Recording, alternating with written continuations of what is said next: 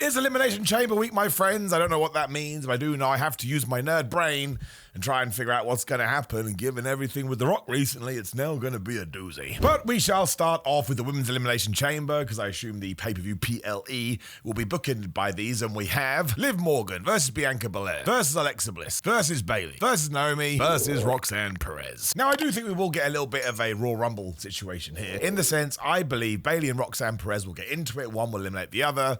Maybe Bayley eliminates Roxanne Perez and Roxanne gets really mad, although we don't know whether she's a face or heel on Raw at the moment. That hasn't really been underlined, but given that she came up from NXT as a heel, and because I do think we're going to do Bayley versus Roxanne Perez at WrestleMania, yeah, I think Bayley will eliminate her here. Roxy will freak out, do something. We've seen this a lot in Elimination Chambers. We've seen Edge just take out Kofi Kingston and take his place, which is perfectly fine, and that will build to their match at WrestleMania. And then that kind of works too, right? Because if Bayley beats Roxanne Perez here, then Roxanne Perez can beat Bayley at WrestleMania, and I think that will do the world of good for Roxanne Perez. It's almost the opposite of what I want to happen between Charlotte Flair and Tiffany Stratton, but I've talked about that enough anyway, and we'll probably talk about it later. So I think we'll do that. I kind of think that maybe Naomi will turn on Bianca Belair, but I'm not 100% sure. But ultimately, because Liv Morgan is in there, you have to figure that there's going to be some kind of three-way nonsense, because I'm obviously doing this before Raw. I believe the tag team title matches tonight.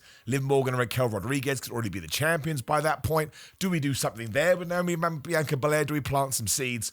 But I'm still convinced that Bianca Belair and Naomi are going to do something at WrestleMania. It's going to tie into the Jade Cargill stuff. I still think Naomi did it. Now, of course, I'm now fantasy booking based on my fantasy booking, which means I could be completely down the wrong path, but we do what we do.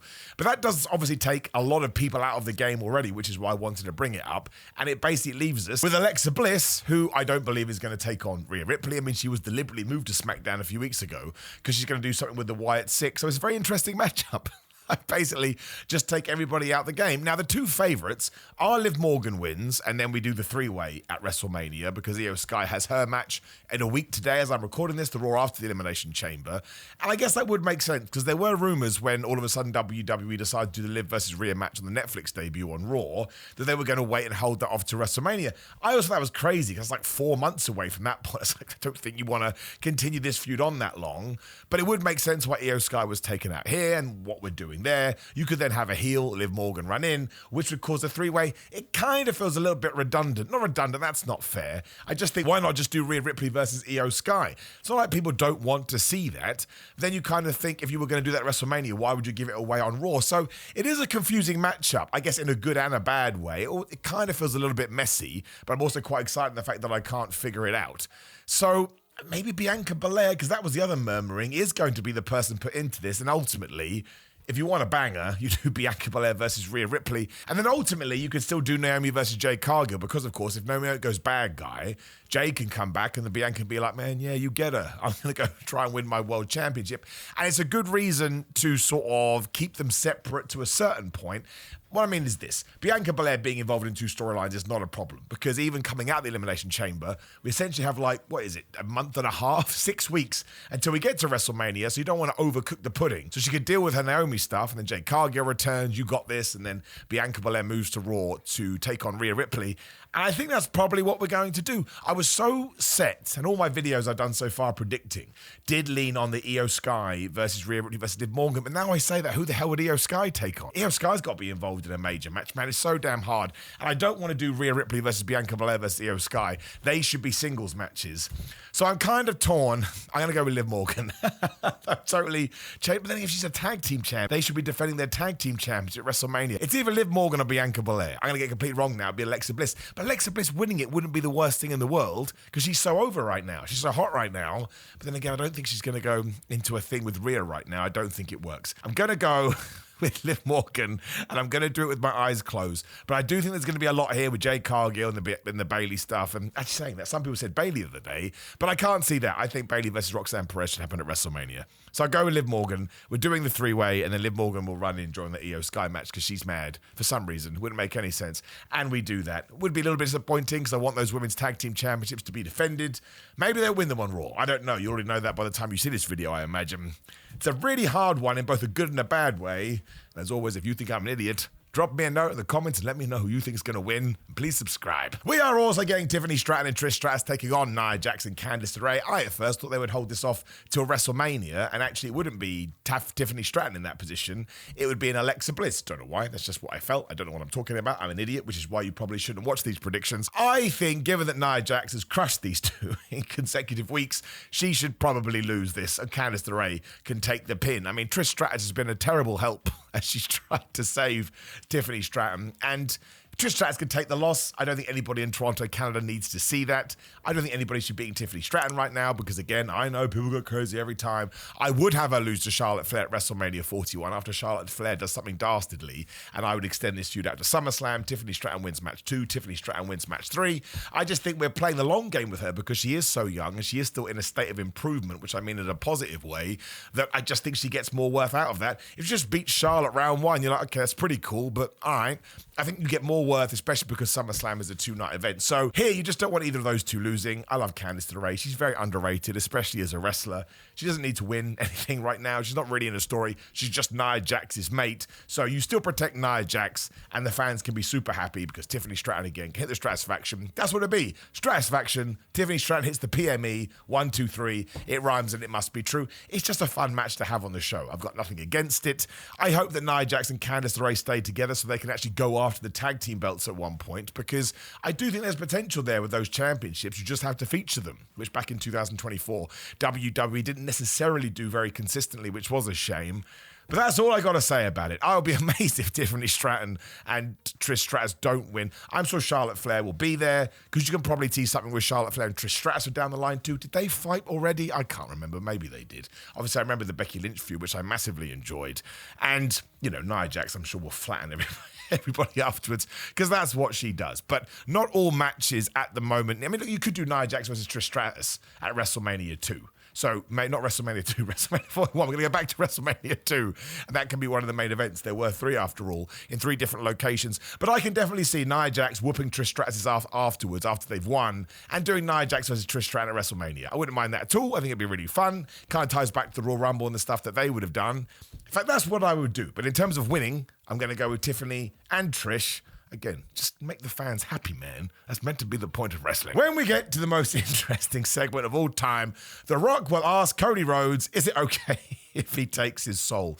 The amount of messages I've had over the last, 3 days or whatever it is, people are so mad at me that I enjoyed it, because nobody actually listens to what you say. They just see the headline. I said it was absolutely crazy and unhinged, but I'm blessed to watch every single wrestling show that's out there. So when you get someone the star level of Dwayne Johnson coming back and just going on a tirade, I was sports entertained, man. I do like goofy wrestling for life. I don't know whether it's going to help or hinder WrestleMania. I have to wait and see, but I don't like thinking like that. I like appreciating things on the night or retroactively going back to them afterwards and then making a judgment call. I was just laughing my ass off. I thought it was tremendous. I thought it was wonderful, wonderful WWE nonsense. Now, I don't think Cody is going to sell his soul to The Rock, but I think somebody has to. I think that has to be the end of this. I think in that press conference after SmackDown, Dwayne Johnson made it very clear that it doesn't necessarily mean he's going to wrestle. It could be a ruse. It could be a red herring. We don't know. It's difficult, man. Like, you want wrestling to end in wrestling matches, but it's WWE. They've always kind of played around with that concept. I'm going to try not to worry about it, because I can see a world where The Rock and WWE have a chat and they're like, is it more of a benefit me just being on the show? And it is. He's The Rock. Again, my mum knows who The Rock is, and she barely knows what professional wrestling is. She still calls it WWE. I don't think she knows it's called wrestling. All wrestling is just WWE. So I think Cody Rhodes says no, and I think somebody is going to say yes. And I'm going to try and manifest this into existence just because I think it is the best. I guess it does tie into the men's elimination chamber. I think one of CM Punk and John Cena could absolutely be the guy to say, you know, Rock, I'll take you up on that offer because I want to be the champ. It perfectly suits CM Punk. He has always walked that tightrope, which is why he is such an anomaly and he's so good to watch. And if John Cena has said, listen, guys, I was a babyface for 25 years, whatever the flub it was, I really wouldn't mind just a few months heel run. You are really going to struggle with that because fans love him, but at the same time, he's John Cena. He's going to get whatever he wants. He's earned that and he's deserved it. And it could be a super fun time, and some people have wanted this for a while. I think that one is probably less likely. But of course, if it is CM Punk, does he then win the Elimination Chamber? Because I had John Cena winning the Chamber and you're doing Cody versus John Cena. But if The Rock has come back last minute, which it does sound like, then maybe we are going to switch the plans around. But then who the hell does John Cena fight? But I don't think you're going to get any of those outcomes here. There's no need to rush. We've still got 6 weeks to WrestleMania. So I think you will get some sort of moment between The Rock and Cody Rhodes. Cody will say, I appreciate the offer, Mr. Johnson. I'm not going to say yes. I don't want to sign up with that. I'm the people's champion. Obviously, that ties into what The Rock used to say. You know, I fight for the fans. I can't possibly do what you want me to do. And I think The Rock will rock bottom him. Now, that's going to annoy a lot of people because Cody Rhodes is the champion. But if it then ties in, that's the reason that Cody loses his title because somebody teams up with The Rock. I just think that is so absurd. I'm going to love it deep down in my Tootsie Toes because in no way did I have that on my bingo card. I also think this could potentially go 45 hours long and maybe somebody does come out, but I don't think it's going to be the last thing on the show. I don't think you can do that after the Elimination Chamber unless somebody is going to hitch their wagon to The Rock. That's different. If John Cena, just pulling a name out of nowhere, is going to be the guy, then sure, you can do that. And it would feel a little bit wishy-washy at first, but it's like what we talked about. When you get to that moment, it would make sense. But for now, given that I put it in the middle of the show, which is where I think it should be, because again, we don't need to do this right now. I guess it depends if The Rock can be on a future show, and I'm sure he thinks he can. The Rock will make the offer, Cody says no, and we get The Rock bottom. Okay? Sound good? I have no idea. This one, you're going to have to throw below. I don't think WWE knows, to be honest, and they may be making it up as they go. Kevin Owens versus Sami Zayn is going to be tremendous too. Now, it is a non-sanctioned match, which I think essentially means a hardcore match. Who's going to count the pin? The referee should be like, I'm sorry, it's not sanctioned. Why the hell would I bother with this?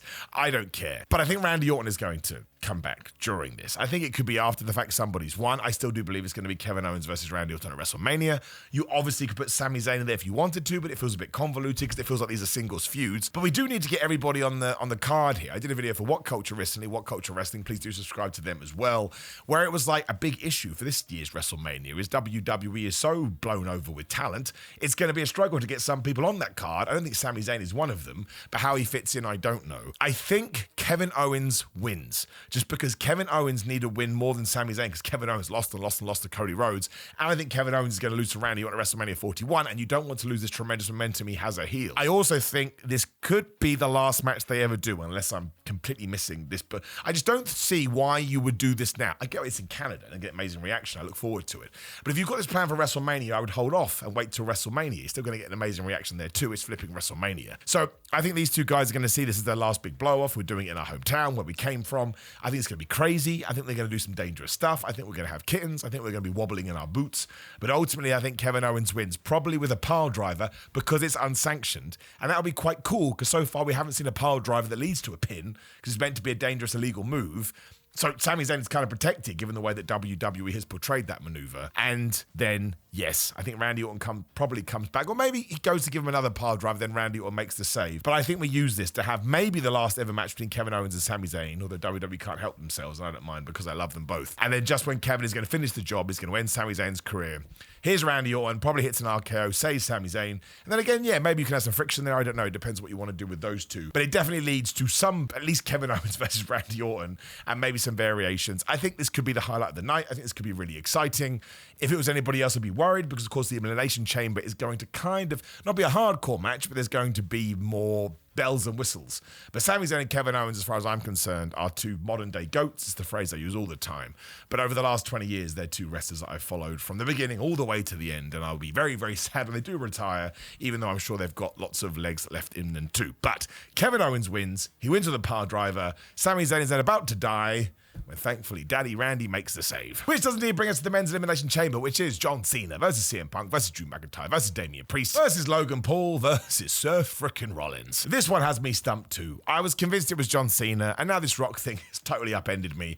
Because again, the person that wins the elimination chamber should be the person that hitches their wagon to The Rock, unless you're going to save this for after WrestleMania. It should be CM Punk in many ways, but also I don't see CM Punk winning the chamber, because I think CM Punk is going to fight Roman Reigns and Seth Rollins in a triple threat match. Now, out, I can absolutely see CM Punk and Seth Rollins falling out here and maybe negating each other. That would be fine. That works. They should have a forever feud. They have proper hate. I also want to go back to that Rock segment. Roman Reigns could interrupt it too. It could all be one big trick again. And actually, it's a way for Cody to say, no, but you've pissed this guy off. And you get, holla, beep. I'm losing my voice. I can't do Roman Reigns' music. He comes down and you actually go to Roman Reigns versus The Rock at WrestleMania. But then again, what do you do with Seth Rollins? What do you do with CM Punk? You could run it back as a round two. I wouldn't mind that at all. I think they're great. But it kind of feels like it needs a world championship if you do it for a second time. And we're not going to do that. Cody ain't losing and Gunther ain't losing because, of course, we will do Gunther versus Jey Uso. And I don't want all this stuff with The Rock to cloud my brain too much. So, Seth Rollins and CM Punk will have so much rage, so much Star Wars nonsense, it just causes some kind of shenanigans, they get taken out. I think Drew McIntyre and Damian Priest, even if that is not the planned match for WrestleMania, at one point it obviously was, given the Royal Rumble, and I would imagine Drew takes out Damian here, then he's got his retribution for everything that did happen at the Rumble, and then if you want to do that at WrestleMania, or you want to do it on an episode of SmackDown or whatever, you've then positioned those two guys, which obviously leads us with mostly just John Cena and Logan Paul, and I do think WWE wants to do that as well. At one point, apparently, it was talked about for WrestleMania until somebody said you can't do John Cena versus Logan Paul. I actually think John Cena and Logan Paul could be the last two, because I think if you are trying to create a ruckus, and in the Miller household, trust me, somebody will be ruckusing, and it will be me. Even teasing that Logan Paul could be the guy to, one, win the Elimination Chamber, and two, technically stop John Cena going after his WrestleMania 17th world title win. People are going to hate that, and then obviously John Cena will grab him. F5, 1, 2, 3. It doesn't matter. It's Logan Paul. He can win or lose. It makes no difference to the world. John Cena gets his win, and then we do Cody versus John Cena. And as I told you before, I think John Cena loses, and he's like, oh, what am I going to do? But then never give, well, two reasons now. Never give up, which has been his catchphrase for 2 decades, or screw never give up, I'll just team up with The Rock. The latter would probably do better, right? The first one is a better story in terms of leaning on the past. The second one is a better story in terms of WWE Unhinged Madness. I don't think we can lose there. I think they're both tremendous. But yes, that's how I think it will go. I do think Logan Paul will be taken out by John Cena at the end, and then you've got your images, you've got your headlines. That's the only reason they want to do John Cena versus Logan Paul. It's for hits and social media views, and you're going to get that if they're the last two in the chamber, and you are going to get a massive buzz from people in Toronto going, oh my gosh, they're going to do it, and it would actually make me quite laugh. A bit like when Shane McMahon won the best in the world. Nobody will be able to handle it. But I don't think any more matches will be added, even though we have the whole week from Raw and SmackDown to do it. Triple H is like 5. We've got 4 there, but we have a Rock segment, which is going to go so long, as it should do. Let the man do the flub whatever he wants. So I'm not confident with my choices. I'm never confident, but I'm pretty confident that is going to be the card, especially because the men's chamber will be an hour, the women's chamber will be an hour, at least like 45 minutes. They're long old messes. But I do think it will be good, and of course, coming out the other side, I'm very excited for WWE programming. I think we'll have maybe a direction for the men's WWE title, and maybe, well, we definitely have a direction for Rhea Ripley's, which I think we need. I think Rhea Ripley needs to be featured on television more once we move past the Io Sky match, however we do that. But I feel like she should be put into a position where she was more of in 2024, which is why I'm not looking past the Elimination Chamber. I think it'll be a good match, but I think there'll be benefits from getting through the weekend. But it's the most unsure I've ever been about predictions, and I do think there's a good aspect, a good element to that. I think WWE may be rolling with the punches too, but I'm going to give it a couple of thumbs up. I'm very excited. I truly am. But more importantly, I want to know what you think is going to happen. You can be as crazy as you want. Don't listen to the negative Nancy because we shouldn't fantasy book. Of course we should. We do it in all other walks of life. Why wouldn't we do it with wrestling, the ultimate fantasy book? And we do it with comic books, for goodness sake. So do it in the comments down there. If you could like the video, share the video, and subscribe, I'd appreciate it. Click the video on the screen for more content from me. And as I always say, if you'd like to support the channel and you're into fitness, go to GorillaMind.com/Simon. Use code Simon, get 10% off.